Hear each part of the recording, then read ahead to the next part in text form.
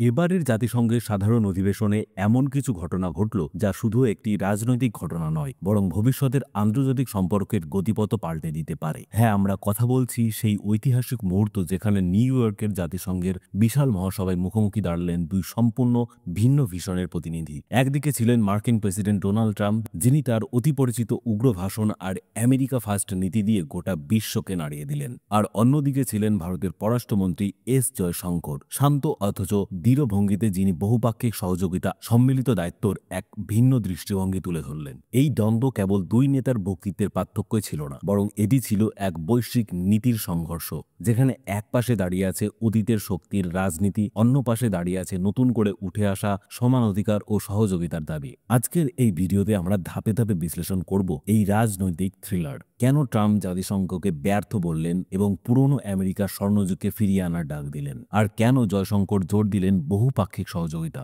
যৌথ দায়িত্ব আর গ্লোবাল সাউথের কণ্ঠস্বরকে সামনে আনার প্রয়োজনে। কিন্তু সবার আগে সবচেয়ে বড় প্রশ্ন, জাতিসংঘ কি আজও সত্যি প্রাসঙ্গিক? 2025 সালে অনুষ্ঠিত 80তম জাতিসংঘের সাধারণ অধিবেশনে এই প্রশ্নটাই সবচেয়ে বেশি প্রতিধ্বনিত হচ্ছে। বিশ্ব এখন এমন এক সময়ের মধ্যে দিয়ে যাচ্ছে যেখানে অনেকেই বলছেন অবাধ্য অশান্তির যুগ, কেননা দুটি দীর্ঘস্থায়ী যুদ্ধ, জোটগুলোর ভাঙন আর বৈশ্বিক সহযোগিতার অভাবে মানুষের বিশ্বাসকে গুরুতরভাবে নাড়িয়ে দিয়েছে। জাতিসংঘ নিজেই এই সময়কে আখ্যা দিয়েছেন এজ অফ রেকলেস ডিস্ট্রাপশন, বা বাংলায় অবাধ্য বিশৃঙ্খলার যুগ। এই সংস্কৃতি দেখিয়ে দিচ্ছে জাতিসংঘের মূল কাঠামোতে বড় ধরনের সংস্কার আর পরিবর্তনের প্রয়োজনীয়তা এখন আর বিলাসতা নয়, বরং অপরিহার্য। কিন্তু এখানেই রয়েছে আসল নাটক। এই অধিবেশন শুধু পুরনো সমস্যাগুলোকেই তুলে ধরেননি, বরং সম্ভবত এক নতুন বৈশ্বিক বিভাজনকেও জন্ম দিয়েছেন, যে বিভাজন আগামী কয়েক দশক ধরে আন্তর্জাতিক নীতি নির্ধারণের প্রভাব ফেলতে পারে। প্রতি বছরই জাতিসংঘের সাধারণ অধিবেশন হয়ে ওঠে এক ধরনের বৈশ্বিক মঞ্চ,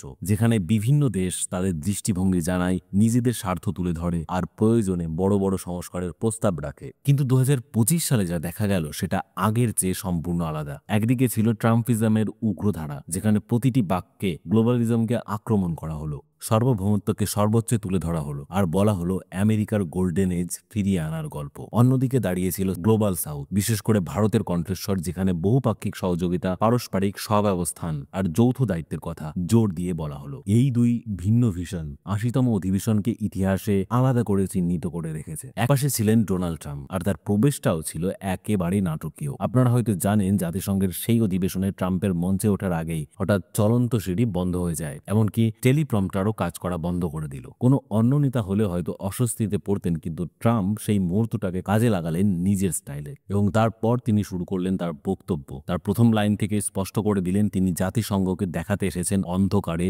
ব্যর্থতায় এবং ভাঙনের প্রতীকী হিসেবে। তিনি বললেন, আন্তর্জাতিক ব্যবস্থা আজ ভেঙে পড়েছে, অপরাধমূলক অভিবাসন দেশকে বিপদের মুখে ফেলেছে, জৈবিক যুদ্ধের হুমকি সামনে আসছে, আর সাংস্কৃতিক পরিচয়ের প্রতিধ্বনি ধ্বংস হচ্ছে। সবকিছু মিলিয়ে তার ভাষণের মধ্যে একটা কথাই ঘুরে ফিরে বারবার এসেছে, আমেরিকার স্বর্ণযুগের বিপন্ন। ট্রাম্প পরিষ্কার জানিয়ে দিলেন, যুক্তরাষ্ট্রকে বিচার করার মানদণ্ড হলো তিনটি জিনিস: অর্থনীতি, সার্বভৌমত্ব আর সামরিক শক্তি। তার বক্তৃতার প্রতিটি অংশ যেন বারবার এই মেসেজই দিচ্ছিল, গ্লোবালিজমকে থামাতে হবে। কিন্তু আসল ব্যাপার হলো, এটা শুধু পররাষ্ট্রনীতিই ছিল না, আসলে তার পুরো ভাষণ ছিল আমেরিকার ভিতরের অস্থির রাজনীতির প্রতিফলন। তিনি যখন অবৈধ অভিবাসনের কথা বলছিলেন, তখন সেটি যুক্তরাষ্ট্রের দক্ষিণ সীমান্তে চলমান সংকটকে ইঙ্গিত করছিলেন। তিনি যখন সবুজ শক্তিকে আক্রমণ করলেন, সেটি ছিল অভ্যন্তরীণ কনজারভেটিভ রাজনৈতিক প্রতিধ্বনি। আর আন্তর্জাতিক সন্ত্রাসবাদের প্রসঙ্গে সেটিও মূলত দেশের ভেতরে আতঙ্ক আর রাজনৈতিক বিভাজনের সঙ্গেই বাধা। তাহলে প্রশ্ন হলো, এমন এক যুক্তরাষ্ট্র যেখানে অভ্যন্তরীণ রাজনীতি প্রতিদিন বিদেশি নীতিকে নিয়ন্ত্রণ করছে,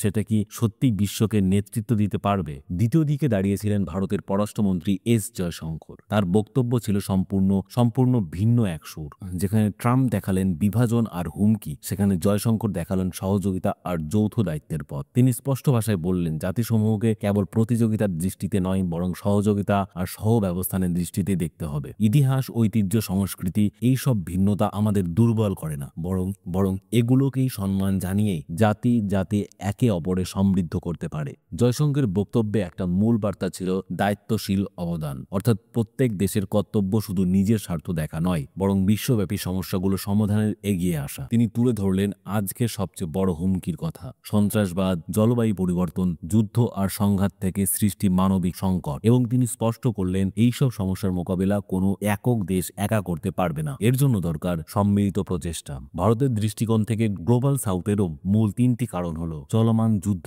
ও সংঘাত, সীমিত সম্পদের অভাব, সন্ত্রাসবাদের বিস্তার। জাতিসংঘ এই সমস্যাগুলোর সমাধান দেয় বটে, কিন্তু প্রায়ই সেটা অর্ধেক সমাধান, যা সমস্যার গভীরে গিয়ে কাজ করে না। এখানেই জয়শঙ্কর তুলে ধরলেন ভারতের নিজস্ব ভিশন। আপনারা হয়তো জানেন ভারত ইতিমধ্যেই 78টি দেশে 600টিরও বেশি উন্নয়ন প্রকল্প চালু করেছে। এই প্রকল্পগুলির মূল মন্ত্র হলো 4A: ফাইন্যান্স, ফুড, ফার্টিলাইজার ও ফুয়েল। এই 4টি স্তম্ভকেই ভারত আন্তর্জাতিক সহযোগিতার ভিত্তি বানিয়েছে। আর এই উদ্যোগগুলি শুধু পরিসংখ্যানই নয়, বরং এক বাস্তব প্রমাণ যা গ্লোবাল সাউথকে নেতৃত্ব দেওয়ার ক্ষমতা রয়েছে। এই দুই বক্তৃতাই কেবল ব্যক্তিগত মতামত নয়, এটা আসলে এক গভীর ভূ রাজনৈতিক বিভাজনের প্রতিফলন। হ্যাঁ, বিশ্ব যেন দুই মেরুতে ভাগ হচ্ছে। একদিকে উত্তরাঞ্চল, যুক্তরাষ্ট্র, ইউরোপ সহ গ্লোবাল নর্থ, তাদের বার্তা স্পষ্ট: গ্লোবালিজম আর দরকার নেই। প্রত্যেক দেশ শুধু নিজের স্বার্থই দেখুক, সার্বভৌমত্ব, সামরিক শক্তি হবে টিকে থাকার মূল মন্ত্র। অন্যদিকে দক্ষিণাঞ্চলে, যেখানে আছে ভারত ও গ্লোবাল সাউথের বহু দেশ, তাদের দাবি বহুপাক্ষিক সহযোগিতা ভাঙলে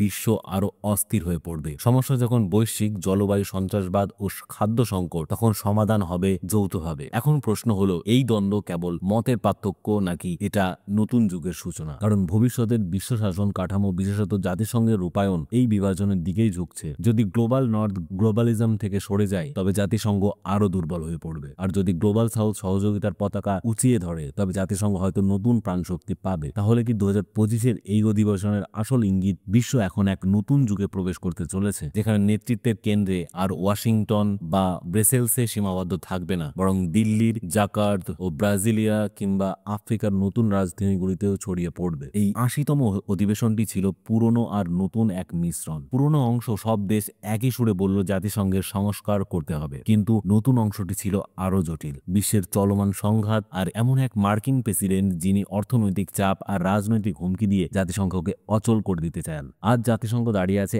এক দ্বিধা বিভক্ত মোড়ে। একদিকে প্রধান শক্তি ও তাদের অর্থনৈতিক অবদান, অন্যদিকে বিশ্বকে নিরপেক্ষ রাখার প্রতিশ্রুতি। এই টানাপোড়েনে সবচেয়ে স্পষ্ট হয়ে ধরা দেয় নিরাপত্তা পরিষদে, যেখানে প্রতিনিধিত্ব আর সিদ্ধান্ত গ্রহণের মধ্যে রয়েছে বিশাল ফারাক। তাহলে কি ট্রাম্পের এই নীতি আসলে গ্লোবালিজম থেকে প্রত্যাবর্তনের সূচনা? আর এই পরিস্থিতি কি গ্লোবাল সাউথের জন্য এক সুবর্ণ সুযোগ নিজেদের শক্তি, নিজেদের নেতৃত্বকে বিশ্বকে দেখানোর জন্য? উত্তরটা দেবে সময়, কিন্তু একটা বিষয় পরিষ্কার: 80তম অধিবেশনের মঞ্চে ট্রাম্প ও আর জয়শঙ্করের বক্তব্য কেবল দুই ব্যক্তির মতামত নয়, বরং এক নতুন বিশ্ব রাজনীতির রূপরেখা। এই দ্বন্দ্বে শুধু রাষ্ট্রপতি বনাম পররাষ্ট্রমন্ত্রী নয়, এটি প্রভাবিত করেছে ভারতের কৌশল, আমেরিকার আন্তর্জাতিক নীতি, চীনের জিওপলিটিক্স, এমনকি পুরো বিশ্বের অর্থনীতিকে। ভাবুন তো, যদি গ্লোবাল নর্থ একতরফা নীতি নেয়, তাহলে গ্লোবাল সাউথের কাছে কি আর কোনো বিকল্প থাকবে না? তাদের তখন খুঁজতে হবে নতুন শক্তি, নতুন জোট আর নতুন সমাধান। এর মানে সামনে খুলছে এক নতুন খেলা, যেখানে বিশ্বব্যাপী বাণিজ্যের নিয়ম পাল্টাবে, উন্নয়ন প্রকল্প হবে, শক্তির প্রদর্শনীর মঞ্চ হবে, আর ভূ রাজনৈতিক দানবরা খুঁজবে ঘিরে ফেলার নতুন পথ। চলুন 1 মিনিটের জন্য কল্পনা করি ভবিষ্যতে জাতিসংঘ কেমন হবে, কোন পথে যাবে বিশ্ব শক্তি। ট্রাম্পের নীতি কি সত্যি পুরো বিশ্বকে প্রভাবিত করবে, নাকি জয়শঙ্করের বহুপাক্ষিক কৌশল তৈরি করবে নতুন এক সমন্বয়? এই বিষয়ে আপনারা কি মনে করেন? অবশ্যই আমাদেরকে কমেন্টে জানাবেন।